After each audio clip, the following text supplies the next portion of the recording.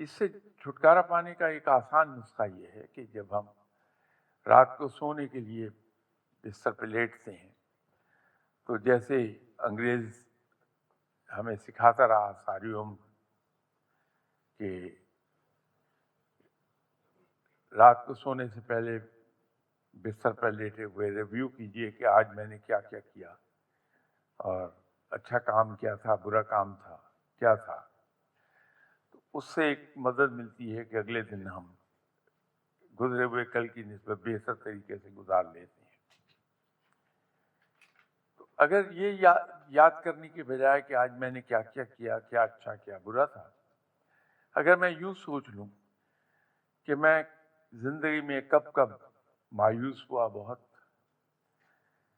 اور مجھے پختہ یقین تھا کہ یہ مصیبت میری ٹل نہیں سکتی، تو اچانک رب تعالیٰ نے کہیں غیب سے مدد میری کر دی، میں اس مصیبت سے نجات پا گیا. کب میں شور تھا کہ میری یہ ضرورت پوری نہیں ہوگی، رب نے کہاں غیب سے میری مدد فرمائی، ضرورت پوری ہو گئی. کب مجھے یہ یقین تھا میرا یہ کام نہیں ہو سکتا، تو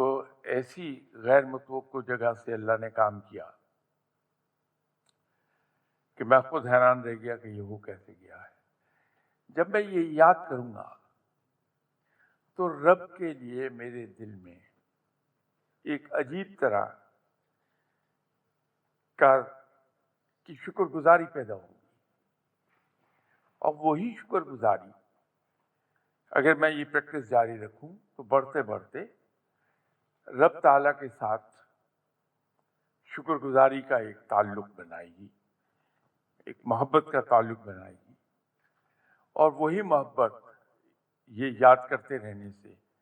بڑھتے بڑھتے وہ عشق میں تبدیل ہو جائے گی. جہاں عشق آ جائے وہاں کوئی سوال نہیں ہوتا، وہاں نفع نقصان کا کوئی خیال نہیں ہوتا. تو پھر وہ مقام آ جائے گا کہ میرا رب کے ساتھ وہ تعلق بنے گا جس کے اندر کوئی غرض نہیں چھپی ہوگی. میں اس سے پیار اس لیے کروں گا کہ وہ میرا پالنے والا ہے، میرا رب ہے. تو ایک تو اخلاص اس طریقے سے پیدا ہوتا ہے.